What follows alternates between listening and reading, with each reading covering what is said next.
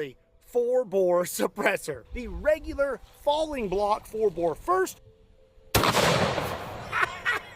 And now we are going to shoot the suppressed.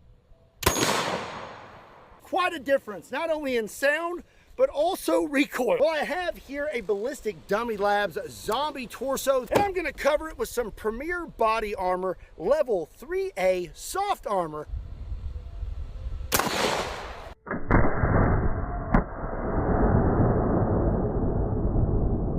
Well, with the subsonic round, it still did not go through it, and it does appear that it pressed that body armor into the zombie, but then it popped right out. I have a armored mask